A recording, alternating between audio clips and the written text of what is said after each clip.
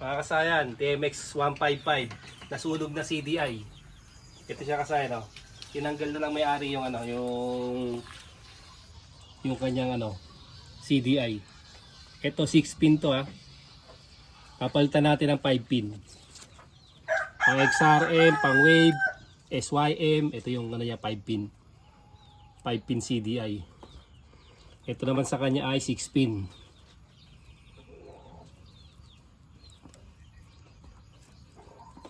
Sunog na yung CDI niya kaya alam ng may-ari na ito daw ang palitin. Kaya ito yung ating testing. Tingnan natin kung stock pa yung kanyang harness.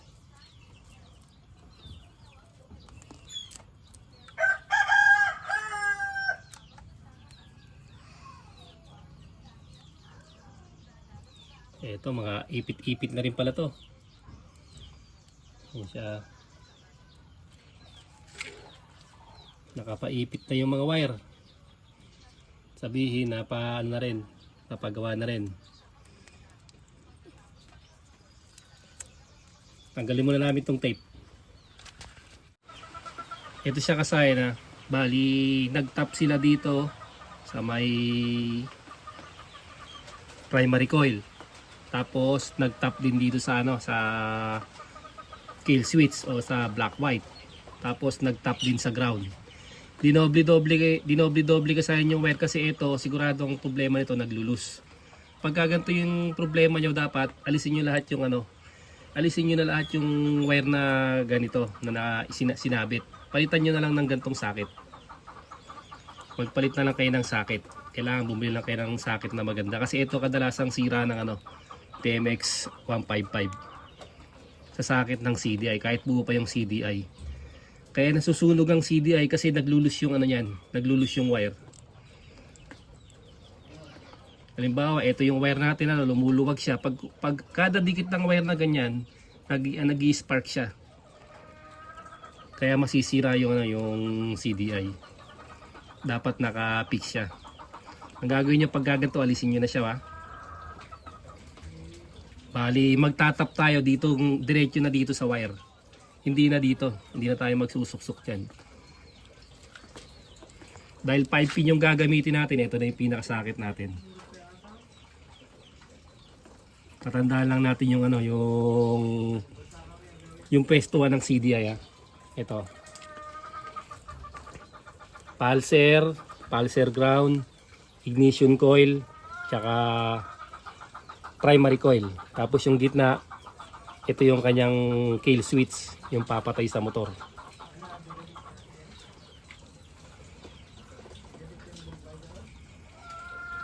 Ibig sabihin yung walang dinoble na yan, yan yung di nagloko, yung ignition coil.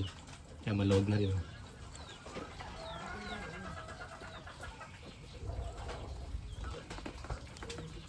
Kaya nagdoble-doble siya ng wire.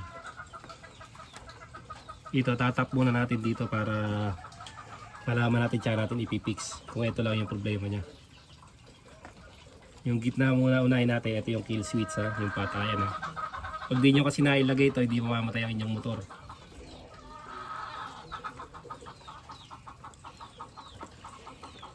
Kill switch sa gitna, tapos sa kaliwa muna tayo. Ito yung pulser.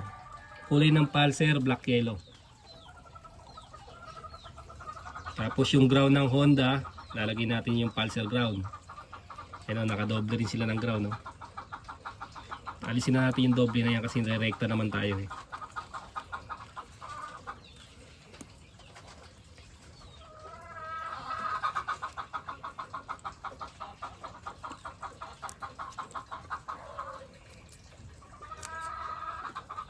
I-checkin muna natin para pag nakuha natin ng ano, tsaka natin siya i-fix ng ano, ng pag-wire. Pulser ground. Magkasunod lang yan sa kaliwa. Pulser tapos pulser ground. Kahit mga 4-pin CDI na lipan, ganun din. Magkakaiba lang sila dito sa may kanan, sa may ibaba. 12 volts at primary coil. Tayo ignition coil. Ignition coil, hindi nila natalupan. Ibig sabihin yung ignition coil niya hindi nagloko. Yung cutter natin. Ayan po yan.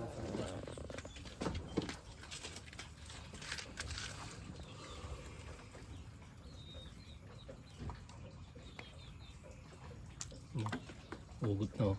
Kaya ano rin pala. Ayun oh. Ito siya kasi nahugot na siya. Kasi nga maluwag na yung maluwag na yung kanyang ignition coil.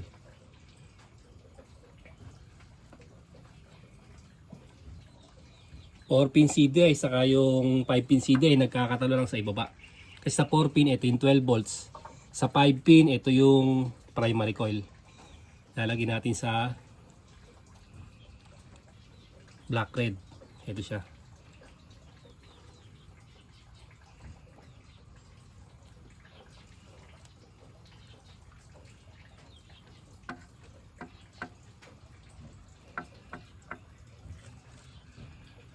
Yan.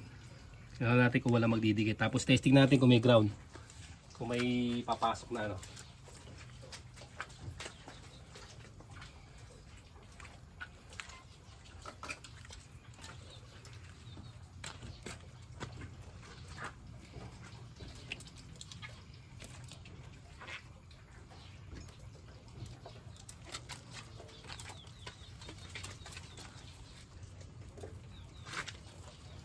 Testing natin kung meron na siyang kuryente.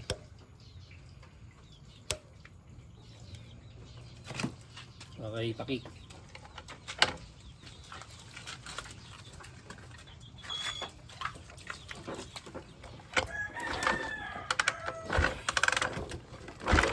Ano ba siya?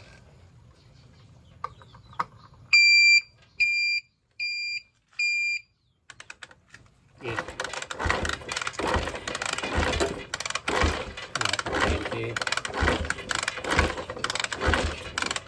Check natin kung ano, kung merong negative itong ano natin, test light.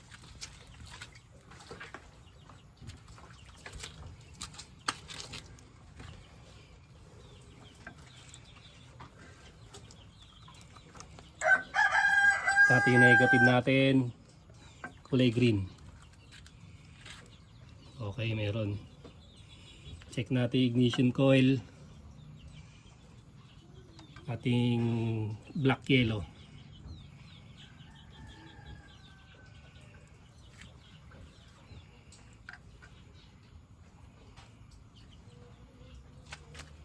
Tutok nga dito.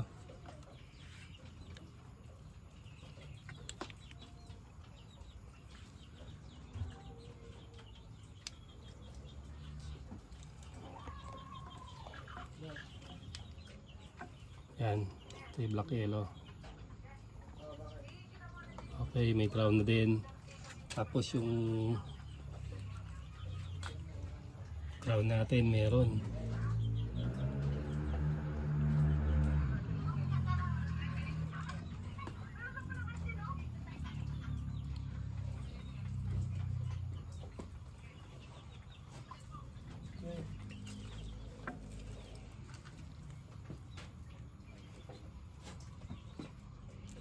Sige, kick.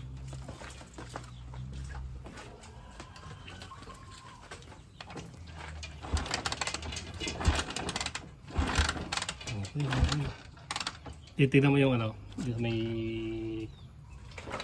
spark.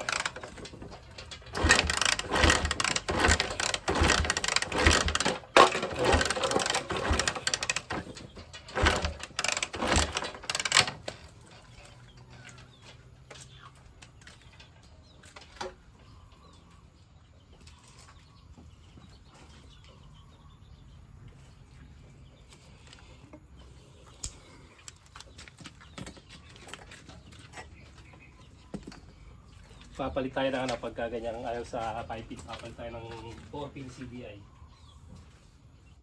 Ito lang kasi yung 4 pin CDI natin, bali hindi siya gumana sa ano, sa 5 pin. Baka sira na yung kanyang ano, yung kanyang primary coil. Ito siya, testing natin. Ganito yung pag-test niyan. Kasi ang pwedeng sira nito pag hindi umandar yung motor natin, primary coil o pulser.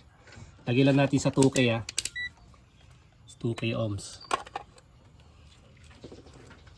Tapos tusukin natin yung kanyang ano, kanyang pulser.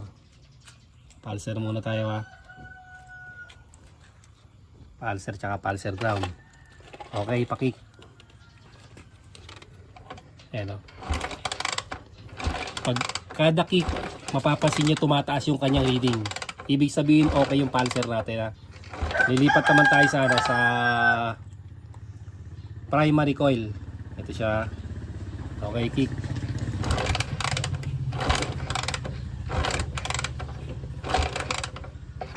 Ibig sabihin, nasunog yung CDI nito. Kahit magpalit tayo ng CDI, hindi rin gagana kasi yung primary coil yung may problema.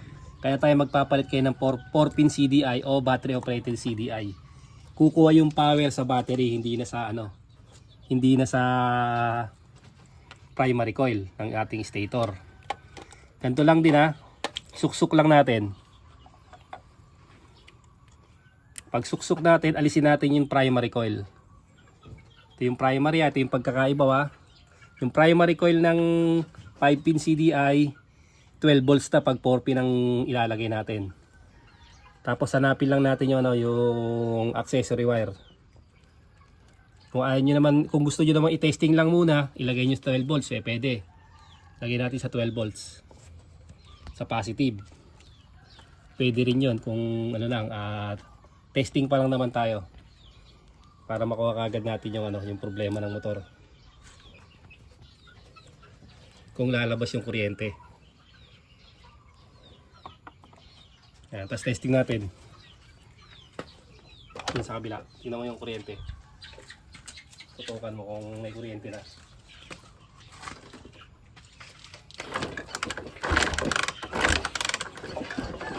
Tapos mo lang konti. Hindi na kuryente na sa'yo, nawanda pa siya. Sabihin, hanggang may totally may kuryente. Isa pa.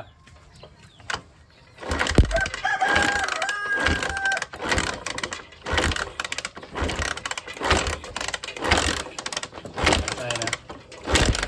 Kailangan stable yung kuryente natin ha. Hindi kabit mo muna.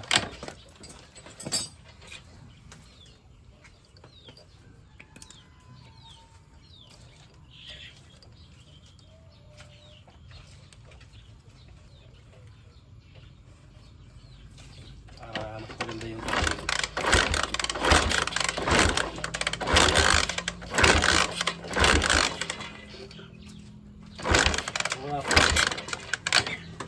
dito, punta ko dito. Wala pa pala yung nito, niremedyo lang nila yung maliit yung kable. Iano muna natin yung gas para umandar ng tuloy-tuloy. Nalagay muna natin. Ito na kasi nalagay na natin yung hose. Testing na natin yung Kaya huminto yung takbo niya.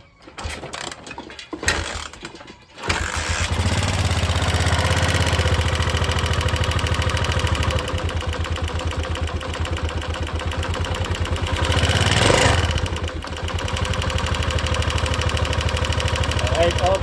Sapa. Ingat lang sa pagsipa. Okay. Dito tutak mo dito.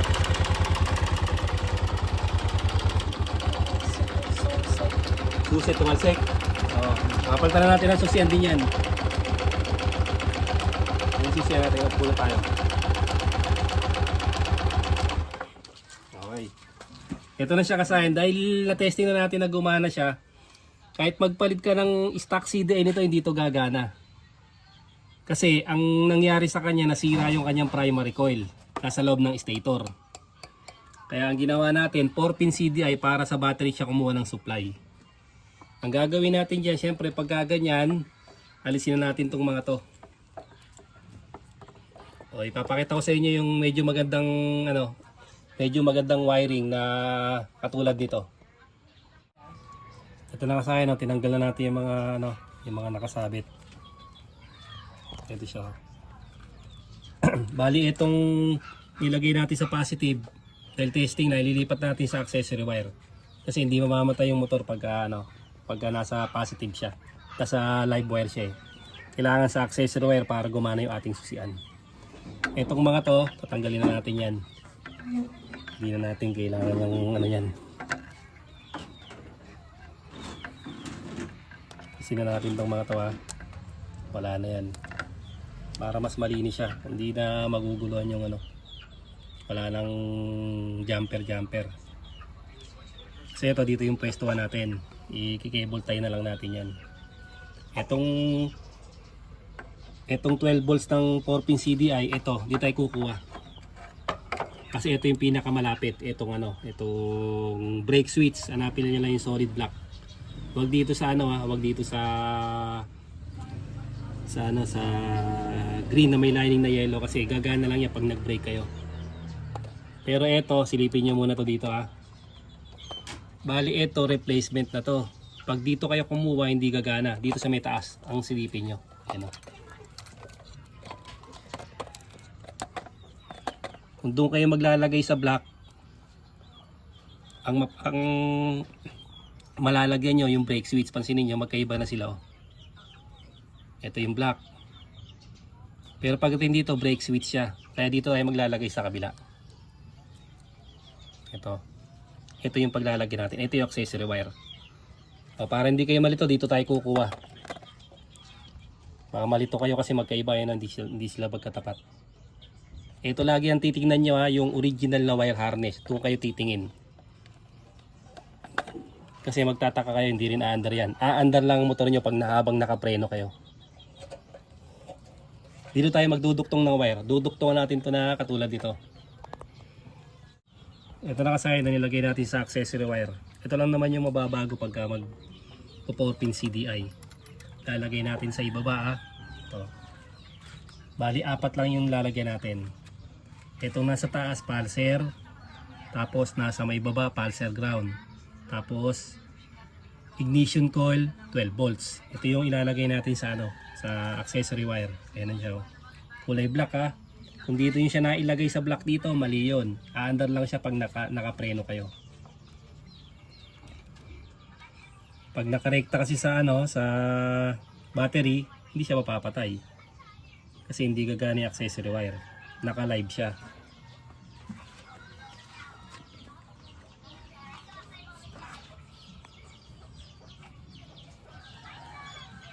Para medyo hindi nakalat yung wiring. Tapos dito natin kikable tie lang natin kasi nasunog na yung pinaka niya. Yung pinaka goma niya na pang ipit. Kaya na yung forma niyang kasaya para hindi naman makalat sa wire, tsaka isang anuan lang siya. Isang linya lang. Let's testing na natin. Susi.